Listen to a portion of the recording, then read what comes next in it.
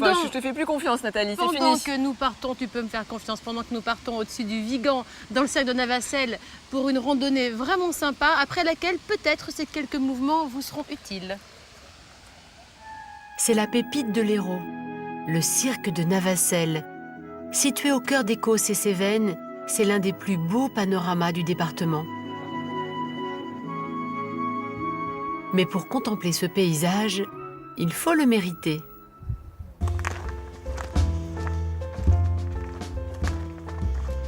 C'est là-bas qu'André, guide de randonnée depuis 15 ans, emmène ses élèves du jour.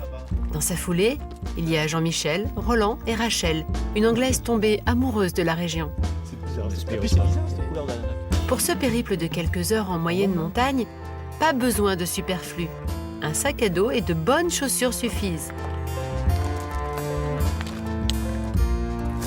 Et n'allez pas dire à André que la marche fait seulement travailler les cuisses et les mollets. La marche, bon, en terrain, enfin, il y a de la montée, de la descente, etc. En fait, la marche, ça fait travailler tous les muscles du corps, y compris le cœur, y compris les muscles des yeux. Parce qu'on est toujours forcé de regarder autour de nous. On regarde toujours, un peu comme aux échecs, 2-3 coups avant, où on va mettre le pied. Ça peut être un caillou, ça peut être une branche, ça peut être un serpent sur notre chemin. Voilà, il faut être en permanence attentif à ce qui vient, ou à ce vers quoi on va. Allez, on va s'arrêter une petite minute pour faire une petite lecture de paysage. Voilà l'autre atout de la randonnée, l'alchimie qui se produit entre le marcheur et Dame Nature. Ici, dans un paysage à mi-chemin entre la Garrigue et les Cévennes, la nature est généreuse avec nos randonneurs.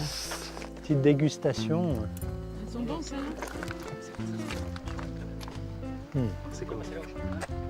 C'est très sucré.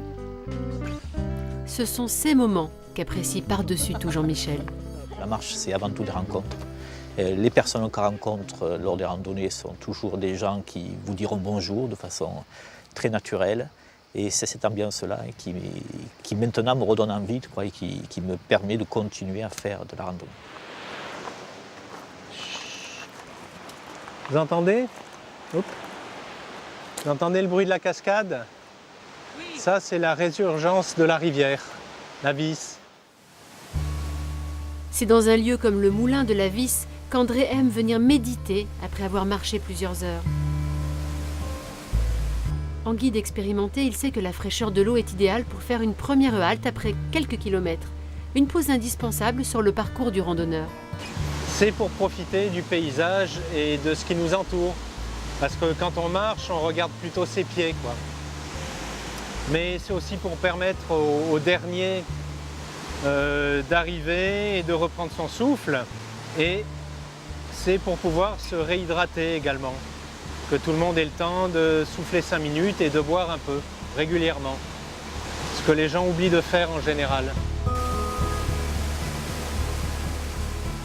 L'eau du moulin alimente le village de Navacelles en contrebas. C'est là qu'André veut amener ses randonneurs pour leur faire profiter du promontoire qui domine le village. Une nouvelle difficulté se dresse devant eux. Les marches disjointes et pentues. Elles sollicitent l'équilibre et aiguisent le mollet. Mais tout là-haut, le jeu en vaut la chandelle. La vue apaisante sur le village et le cirque qui l'entoure efface les douleurs.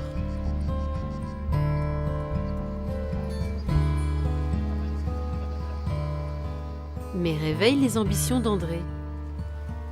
Il tient à emmener Roland, Rachel et Jean-Michel tout là-haut, sur le belvédère.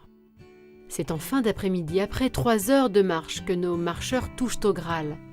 En face d'eux se dévoile le plateau du Larzac. Et ça correspond à la limite administrative, donc en face c'est l'Hérault et de ce côté-ci c'est le Gard. Depuis le belvédère, les 4 randonneurs peuvent refaire avec les yeux leur périple du jour. Le village de Navacelles et son promontoire et la rivière du Moulin. J'ai jamais vu un point de vue comme celle-ci. C'est impressionnant. En Europe, je crois qu'on ne voit pas ce genre de choses souvent. Et oui, c'est magnifique. Hein. On vit un peu comme, disons, l'achèvement de la randonnée, du début de la randonnée, quoi. Parce que, en fait, c'est un peu le but d'arriver, après d'être monté, d'arriver, d'avoir une vue d'ensemble du paysage. Le pari d'André est réussi. Avec son savoir, il a su faire partager sa passion de la marche et de la nature. La dernière. Roland, Jean-Michel et Rachel n'oublieront jamais. Un jour, ils reviendront peut-être sur les pas de ce parcours hors du temps. Ouais, c'est bien cette petite balade au cirque de Navacelle, hein, dans ce site qui est inscrit au patrimoine mondial de l'UNESCO, on vous le rappelle.